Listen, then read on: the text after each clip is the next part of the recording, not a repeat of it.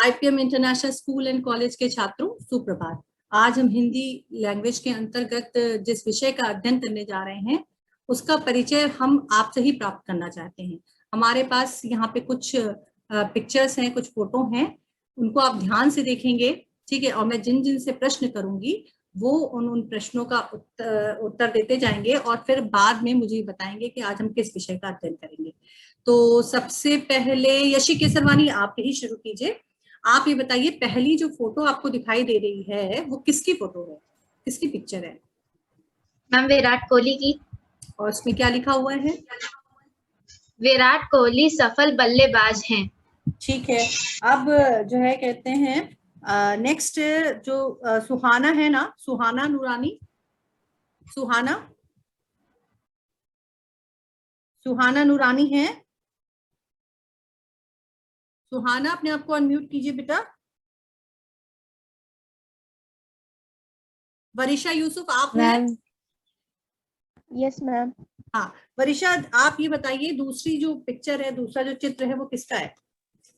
अमिताभ बच्चन जी का। और क्या लिखा हुआ है इसमें? अमिताभ जी बहुत लंबे हैं। ठीक है। अनन्या मित्तल, अब ये बताइए कि एक दूसरी पिक्चर भी है, दिख रही है? अच्छा रुकिए एक सेकंड।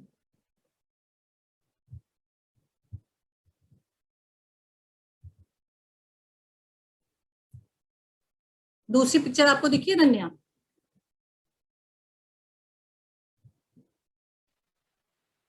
Yes ma'am. कौन है ये? मैम लता मंगेशकर। क्या लिखा है? अच्छी गायिका। अच्छी गायिका, ठीक है। अब मोइन हयात खान जी, मोइन हयात खान जी आप है ना? Yes ma'am. अब दूसरी पिक्चर देखिए, बताइए कौन है? गुलाब के फूल की खुशबू बहुत अच्छी लगती है। खुशबू तो हमने लिखा भी नहीं है यहाँ पे, क्या लिखा है? सुगंध। हाँ सुगंध। हाँ, तो क्या लिखा है? गुलाब के फूल की सुगंध अच्छी लगती है। ठीक है। अच्छा, हमने पहली पिक्चर देखी, ठीक है। उस पहली जो पिक्चर थी या फोटो थी उसमें हमने देखा विराट कोहली को, जिसमें वो एक सफल बल्लेबाज है। दूसरी पिक्चर जो हमने देखी थी वो देखी थी किसकी? अमिताभ बच्चन जी की। इसमें लिखा था कि वो एक लंबे व्यक्ति हैं, ठीक है। फिर हमने लता मंगेशकर जी की पिक्चर देखी, यानी चित्र देखा, और हमने देखा कि वे एक अच्छी गायिका हैं, ठीक। फिर हमने एक फूल यानी गुलाब के फूल की चित्र देखा या पिक्चर देखी, और उसमें क्या लिखा था कि गुलाब के फूल की सुगंध बहुत अच्छी होती है, ठीक है। तो यहाँ पे सफल बल्लेबाज, अच्छी गायिका, गुलाब के सुगंध की फूल, सॉरी गुलाब के फूल की सुगंध, और साथ ही साथ क्या देखा हमने? अमिताभ जी लंबे हैं, ठीक। तो इनसे किस किस टॉपिक का पता चल रहा है, किस विषय का पता चल रहा है? अरे नहीं, कोई बोलेगा नहीं अभी, मैं जिसको बोलूंगी सिर्फ वही बताएगा। ईशान बताओ। मैम विशेषण। विशेषण क्यों? मैम क्योंकि वो चीज उन सबकी विशेषता बताती हैं, जैसे अमिताभ जी लंबे हैं। तो लंबे, लंबा क्या है? उनकी विशेषता है, उनका गुण है ना, विशेषता है ना। वेरी गुड, ठीक है यशी। फिर और तुम बताओ। मैम जैसे लता मंगेशकर जी अच्छी गायिका हैं, तो अच्छी गायिका उनका विशेषण हुआ, उनके अंदर का जो गुण है वो कि वो अच्छी गायिका है। Very good, very good. अभी उम्मीद ने भी हाथ उठाया, तो उम्मीद बताओ। Yes ma'am. बताओ। जैसे वो होता कि गुलाब का फूल, फूल नहीं होता, फूल होता है। फूल तो मतलब बेवकूफ। Yes ma'am. गुलाब का फूल सुगंधित कुछ करके था मैम। सुगंध अच्छी होती है उसकी। हाँ, सुगंध अच्छी, तो उसमें बता रहे हैं कि उसकी सुगंध अच्छी होती है, उसकी विशेषता बता रहे हैं। मतलब ये उसकी विशेषता है कि उसकी सुगंध बहुत अच्छी होती है ना। yes, तो इसका मतलब फिर हमारा आज का टॉपिक क्या हुआ? विशेषण। विशेषण।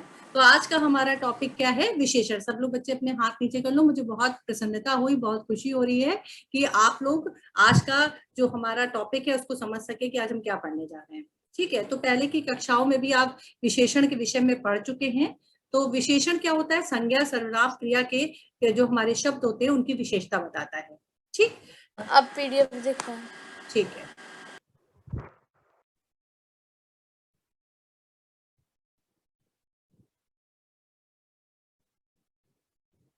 ठीक है।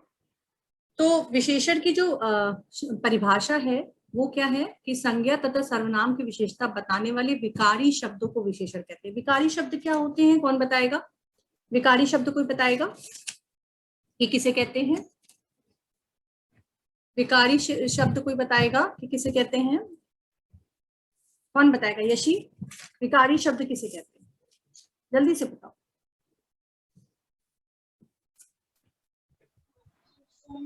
मैम विकारी शब्द उन्हें कहते हैं जो किसी चीज की विशेषता बताते हो। नहीं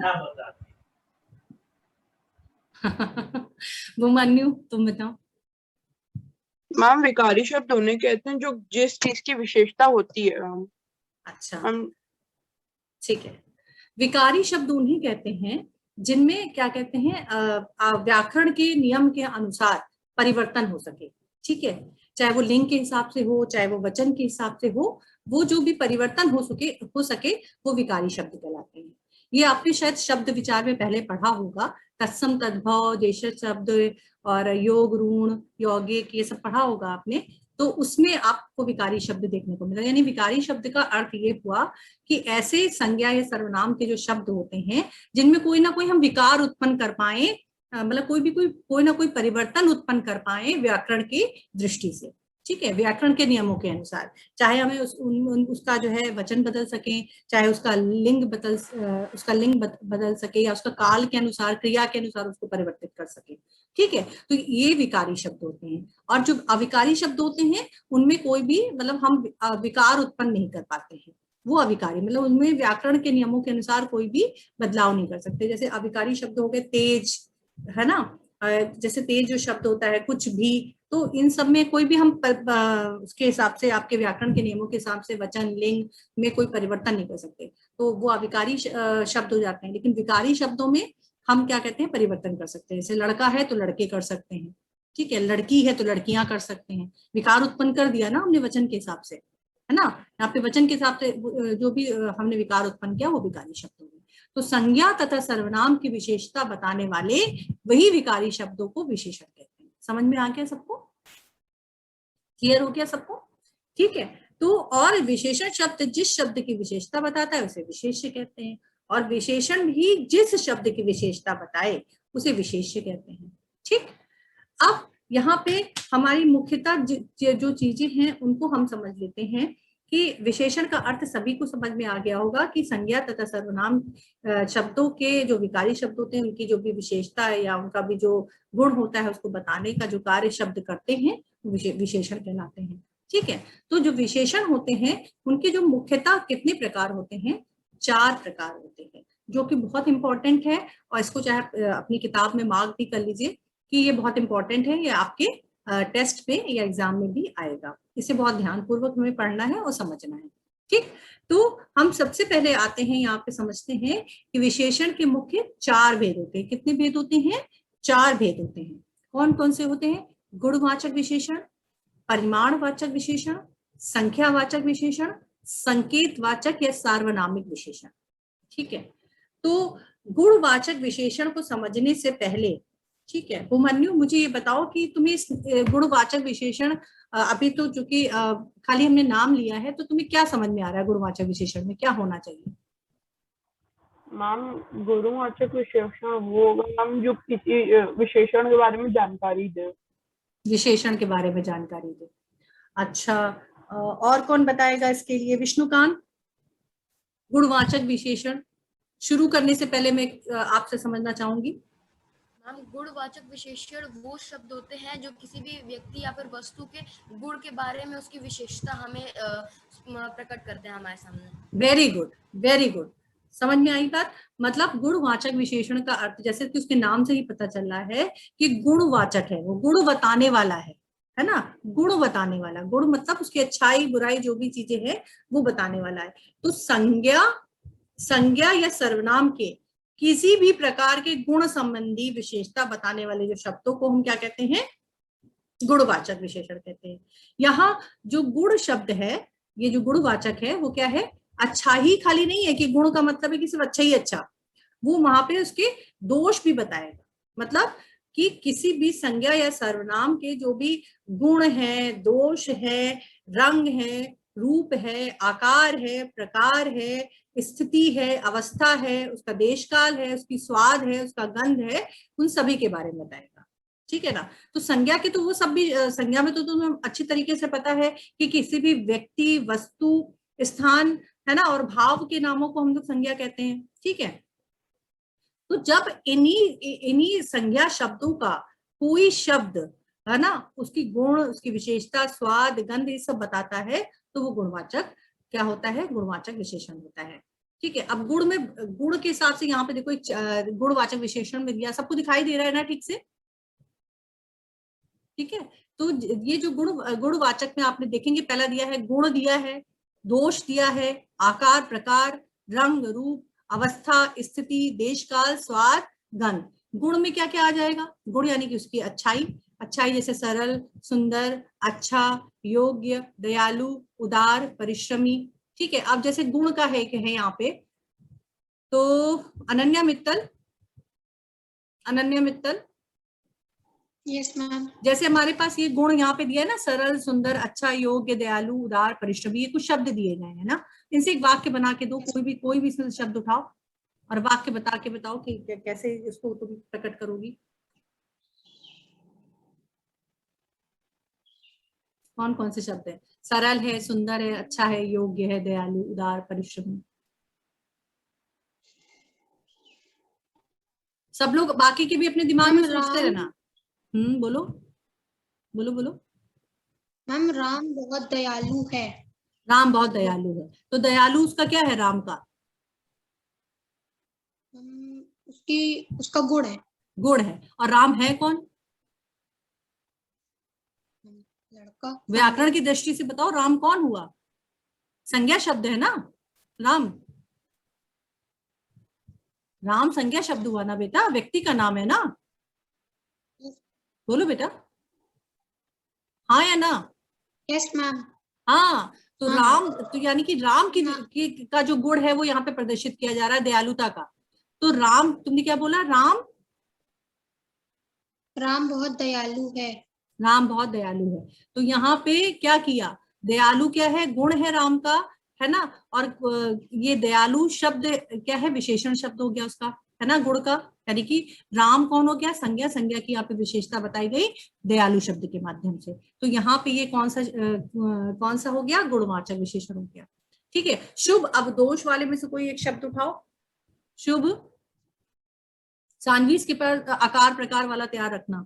ठीक है। शुभ, निर्दयी, कठोर, बुरा, अयोग्य, आलसी, दुष्ट, बेईमान में से कोई बताओ।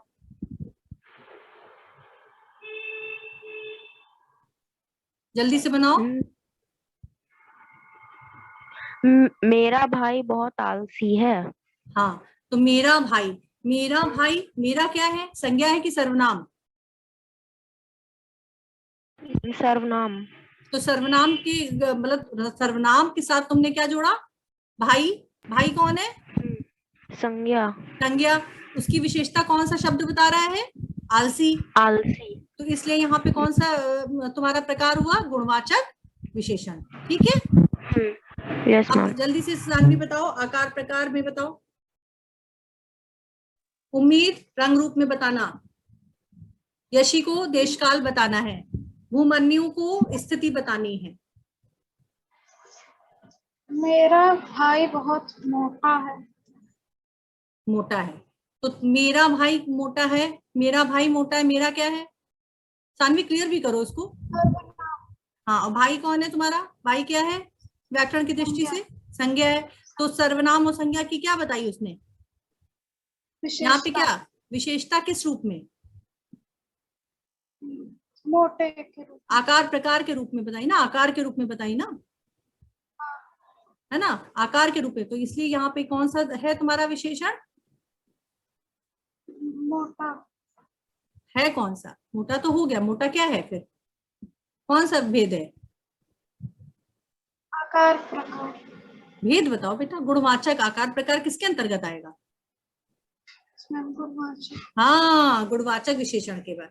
अब रंग रूप के लिए कौन बताएगा? उम्मीद बताएंगे, जल्दी से बताओ उम्मीद।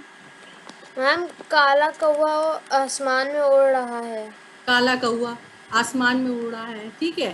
तो कौवा कौन है यहाँ पे? मैम संज्ञा। संज्ञा है। और है कैसा वो? काला। किस रंग का है? काले रंग का। तो काला यहाँ पे क्या है? उसका रंग है ना? तो इसलिए यहाँ पे भी क्या होगा? गुणवाचक विशेषण होगा। समझ में आया? वेरी गुड उम्मीद, वेरी गुड। इसके बाद अवस्था कौन बताने जा रहा है? अवस्था आदित्य चौरसिया बताइए। अवस्था आदित्य चौरसिया जल्दी से बताइए। कमजोर, दरिद्र, अमीर, ताकतवर, बलशाली, स्वस्थ, रोगी। वाक्य बना के जल्दी से बताइए, बहुत जल्दी से बताइए बेटा। तो बहुत आसान है, जल्दी से बन जाएगा। मैम मेरा छोटा भाई बहुत कमजोर है। सबका छोटा भाई मोटा भी है, सबका छोटा भाई कमजोर भी है। छोटे भाई को क्यों बना दे रहे हो भाई? कुछ और शब्द भी बना दो। सबका छोटा ही भाई ऐसा कुछ है। मेरा भाई है, मेरा भाई आलसी है, मेरा भाई मोटा है, मेरा छोटा भाई कमजोर है। हाँ, चलो कोई बात नहीं। तो तुमने यहाँ पे मेरा छोटा भाई कमजोर, तो तुम्हारा मेरा क्या है यहाँ पे? सर्वनाम है। और छोटा भाई तुम्हारा क्या हो गया? भाई कौन है? संज्ञा हो गई। तो सर्वनाम और क्या संज्ञा की यहाँ पे उसने क्या विशेषता बताई? कि वो कमजोर है। तो इसलिए यहाँ पे गुणवाचक विशेषण होगा। स्थिति के लिए बता रहे थे भूमन्यु, जल्दी से बताओ। मैम स्थिति के लिए बैग निचले माले पे रखा हुआ है। क्या चीज? मैम बैग निचले माले पे रखा हुआ है। बस्ता, बस्ता, बस्ता निचले माले पे रखा हुआ है। हाँ, तो निचला यहाँ पे हाँ विशेषण हो गया। हाँ, विशेषण। हाँ, कौन सा विशेषण होगा? गुणवाचक। गुणवाचक। तो बता क्या रहा है वो यहाँ पे? उस वस्तु की क्या चीज बता रहा है? मैम वो नीचे रखा हुआ है। स्थिति बता रहा है ना, स्थिति बता रहा है कि कहाँ पे रखा हुआ है ना। ठीक, वेरी गुड। देश काल जल्दी से बताओ यशी। भगवत गीता एक प्राचीन ग्रंथ है। Very good. तो भगवत गीता यहाँ पे क्या हुई हमारी? संज्ञा। संज्ञा। संज्ञा की क्या बताया उसने? देश काल बताया है ना। तो देश काल बताने की वजह से यहाँ पे क्या हो गया?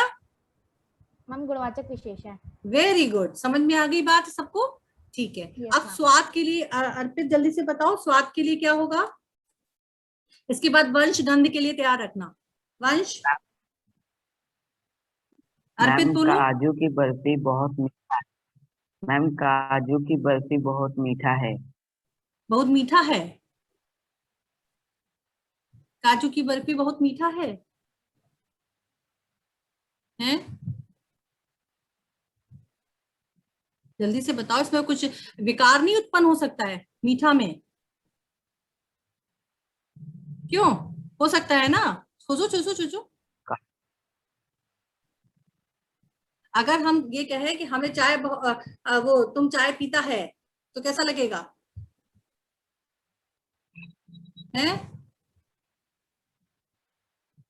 सही सही करो जल्दी से इसको। काजू की बर्फी बहुत मीठी है ना? काजू की बर्फी बहुत मीठी है। मीठी क्या है उसका? मीठा का मीठी हो गया ना। लिंग के अनुसार परिवर्तित करोगे ना, है ना? तो लिंग के अनुसार अगर उसे परिवर्तित किया तो मीठा का मीठी हो जाएगा। तो मीठी है, तो मीठी क्या है? उसका स्वाद है। और जब स्वाद गुण के अंतर्गत आएगा तो ये कौन सा विशेषण हो जाएगा? कौन सा प्रकार? गुणवाचक। गुणवाचक। Very good. ठीक है। अब गंध के लिए कौन बताने वाला था? वंश करे, जल्दी से बताओ वंश। गुलाब का फूल सुगंधित होता है। तो ये क्या है? गुलाब का फूल हमारा क्या है? संज्ञा है। संज्ञा।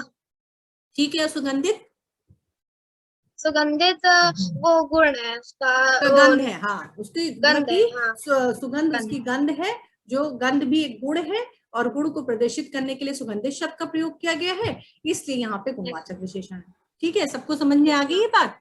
अब हम दूसरे वाले अपने भेद के। गुणवाचक विशेषण सबको ठीक से समझ में आ गया? सौम्य ओझा कुछ पूछना है बेटा?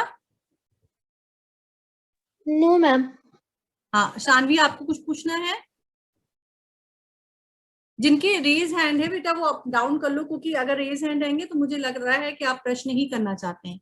अगर लेकिन फिर भी कोई प्रश्न है तो रेज हैंड करके पूछ सकते हैं। मुझे ये आशा है कि आपको ये गुणवाचक विशेषण अच्छे से समझ में आ गया होगा। ठीक है yes. तो ओके, अब हम आगे चलते हैं परिमाणवाचक की तरफ।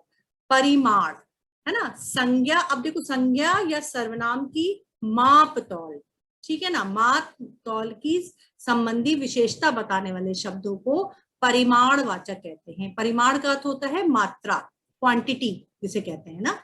तो क्वांटिटी यानी मात्रा को जो शब्द बताते हैं वो किस में आते हैं? परिमाण में आते हैं। अतः यहाँ विशेषण विशेष की मात्रा तथा मापतौल बताता है। जैसे यहाँ पे एक उदाहरण है, मेरी कमीज में 2 मीटर कपड़ा लगता है। ठीक है, तो मेरी कौन है? सर्वनाम है। कमीज क्या है? संज्ञा है। और उसमें क्या लगता है? 2 मीटर। 2 मीटर उस कपड़ा लगता है, यानी कपड़े की वो क्या बता रहा है? कपड़े की क्या बता रहा है? माप बता रहा है। ठीक है, मात्रा बता रहा है कि मेरी कमीज में इतनी मात्रा में कपड़ा लगता है। तो उसकी माप के लिए उसने कौन से शब्द का प्रयोग किया? 2 मीटर।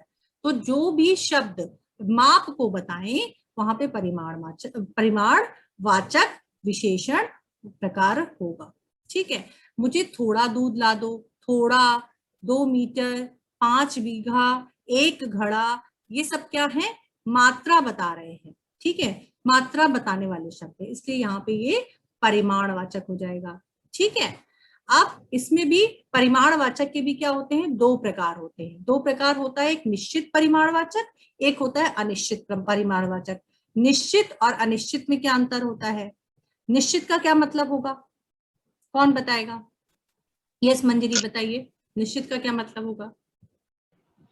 मैम निश्चित का मतलब ये हुआ कि उसमें हम लोग ऐसे वर्ड्स यूज करते जैसे 10 हुआ और 2, 3, 4 नंबर्स यूज करते, जिससे वो बिल्कुल क्लियर हो जाता है कि ये इतना माप है, इसका इतना तौल है। जैसे 2 लीटर, 4 किलो, इस टाइप के वर्ड्स होते हैं। और अनिश्चित में उसमें हम लोग को क्लियर नहीं रहता, उसमें थोड़ा कम ज्यादा इस तरह रहता है, जिससे हम लोग को पता नहीं होता कि वो अनिश्चित में उसको गिना नहीं जा सकता है वो चीजों को।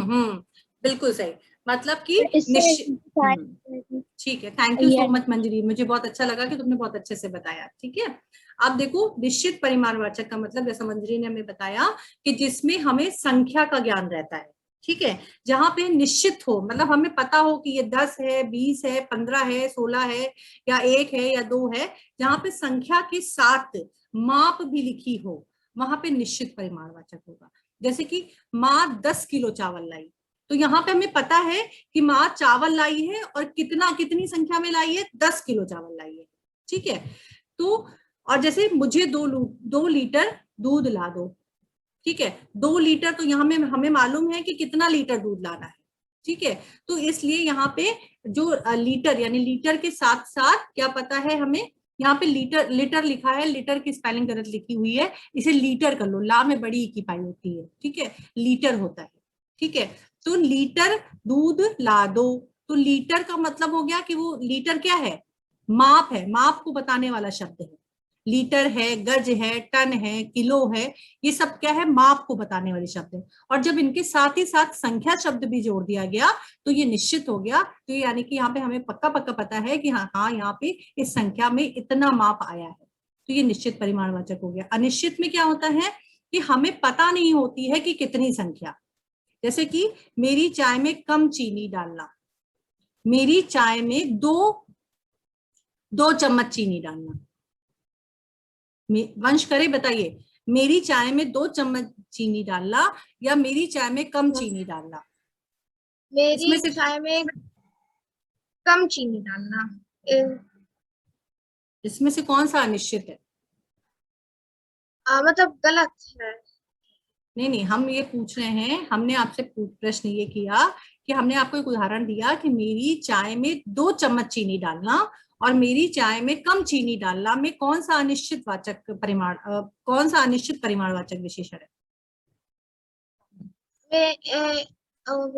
मेरी चाय में आई थिंक कम चीनी डालना सर। नहीं बेटा, जो आपके साथ आपकी सहायता कर रहे हैं ना, उनसे कहिए वो ना सहायता करें, आप अपनी बुद्धि विवेक का प्रयोग करें, इसलिए क्योंकि आपको समझना है। जो व्यक्ति ऑलरेडी समझा हुआ है, आप भाई टेस्ट तो आप ही लिखोगे ना, एग्जाम भी आप ही दोगे, तो आपको बताना है। आप समय ले लीजिए, कोई दिक्कत नहीं है, आप समय लीजिए, पर आप ही बताइए, ठीक है? Yes ma'am. हाँ, तो यानी कि हाँ सानवी जल्दी से बताओ। मैम 2 चम्मच चीनी डालना निश्चित परिमाणवाचक विशेषण है और कम चीनी डालना अनिश्चित परिमाणवाचक विशेषण है। बिल्कुल समझ में आया। मतलब कि जहाँ पे हमने कम, थोड़ा, बहुत, अधिक का प्रयोग किया, उसका मतलब है कि वहां पे संख्या निश्चित तौर पे लिखी नहीं गई है, तो इसका मतलब है यहाँ पे अनिश्चित परिमाणवाचक है। और जहाँ पे 2 लीटर, 5 बीघा, 2 टन ये सब लिखा हुआ है, तो इसका मतलब कि वहां पे निश्चित परिमाणवाचक विशेषण होगा। ठीक है, तो किसी को इसमें कुछ ना समझ में आया हो अनिश्चित या निश्चित में? क्योंकि अब थोड़ा सा आपको यहाँ पे डाउट हो सकता है, क्योंकि जो तीसरा हमारा है संख्यावाचक विशेषण। ठीक है, तो अब इसको हम यहाँ पे देखेंगे कि संख्यावाचक विशेषण क्या होता है। संख्यावाचक विशेषण का अर्थ होता है जहाँ पे संख्या संबंधी विशेषता बताने वाले शब्द होते हैं, वो संख्यावाचक विशेषण कहलाते हैं। जैसे कि यहाँ पे उदाहरण दिया है, आसमान में असंख्य तारे हैं, 2 केले खाए, 4 मकान छोड़कर, कुछ बच्चे आज अनुपस्थित हैं। तो यहाँ पे ये क्या है, कुछ, 4, असंख्य, 2, तो ये सब क्या है, यहाँ पे ये संज्ञा शब्दों की संख्या के बारे में जानकारी दे रहे हैं, इसलिए ये संख्यावाचक है। अब देखो, परिमाणवाचक के भी 2 हमारे पास भेद थे, एक निश्चित था, एक अनिश्चित था। ठीक, इसी तरीके से संख्यावाचक के भी निश्चित संख्यावाचक होते हैं और अनिश्चित संख्यावाचक होते हैं। क्या होता है, संज्ञा या सर्वनाम की निश्चित संख्या बताने वाले क्या होते हैं, संख्यावाचक होते हैं। जैसे बस्ते में 4 पुस्तकें हैं, ठीक है, फूलों की एक माला ला दो, मुझे 500 रुपए चाहिए, दरवाजे पर 2 लड़के हैं। तो यहाँ पे 4, 500, 1, 2, ये क्या कर रहे हैं, ये संज्ञा की क्या बता रहे हैं, संज्ञा या सर्वनाम की संख्या बता रहे हैं। ठीक है, तो यहाँ पे निश्चित संख्या, वो भी निश्चित संख्या में बता रहे हैं, तो यहाँ पे निश्चित संख्यावाचक होगा। लेकिन जहां पे हमें ये बता रहे हैं कि कुछ लोग उपस्थित हैं, थोड़े रुपए दे दो, बहुत से आम रखे हैं, कम फूल लगे हैं, तो ये सब क्या है, कुछ, थोड़े, बहुत, कम, क्या है ये, इसमें कोई निश्चित संख्या नहीं लिखी है, लेकिन ये संख्या को बताने वाले ही शब्द है। ठीक है, तो ये क्या होंगे, अनिश्चित संख्यावाचक शब्द होंगे।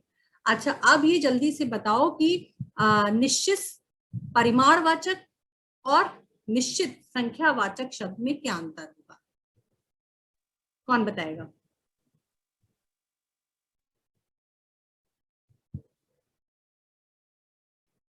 भूमन, बताओ। मैम, संख्यावाचक विशेषण में वो संख्या के पीछे संख्या बताता है उस चीज की, और विशेषण वाचक, परिणामवाचक संख्या में उस संख्या को नहीं डिस्क्राइब बताता है। कृतिका कुमारी केसरवानी,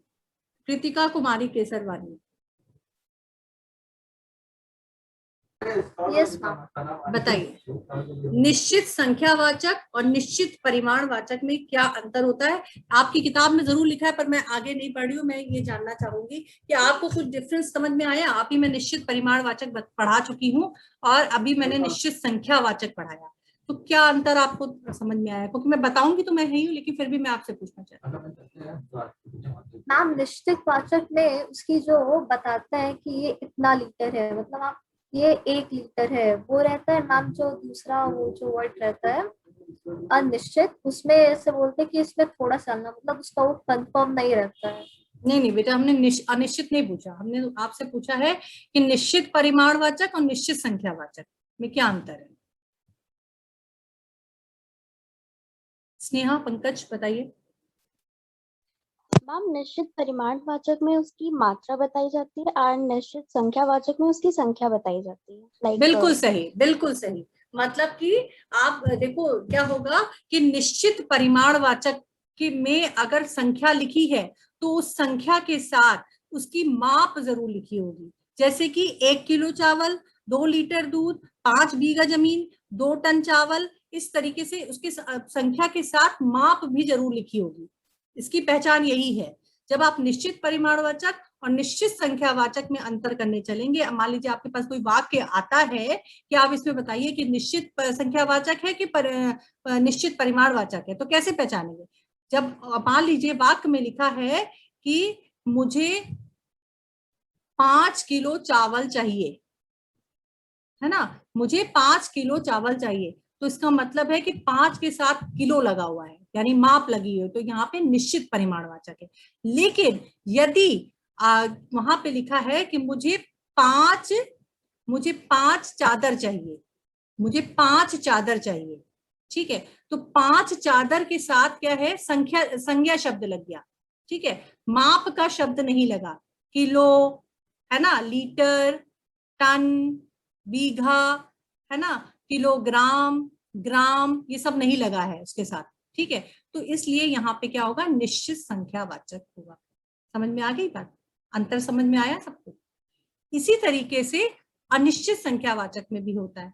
अनिश्चित संख्यावाचक में क्या होता है, संज्ञा या सर्वनाम की अनिश्चित संख्या बताने वाले विशेषण को अनिश्चित संख्यावाचक विशेषण कहते हैं। अब तुम कहोगे वहां पे भी तो थोड़ा और ये सब भी था, तो यहाँ पे क्या अंतर है?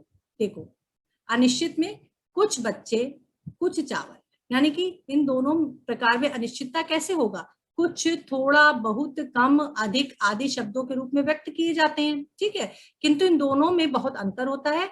ऐसे विशेषणों के विशेष यदि गिने जाने योग्य है तो विशेषण अनिश्चित संख्या होते हैं, और यदि विशेष गिने जाने योग्य ना हो, उन्हें मापा या तोला जा सकता है, तो विशेषण अनिश्चित। मतलब कि यहाँ पे भी बात आ गई, जैसे यहाँ पे हम कुछ बच्चे तो गिन सकते हैं, लेकिन कुछ चावल गिन सकते हैं क्या?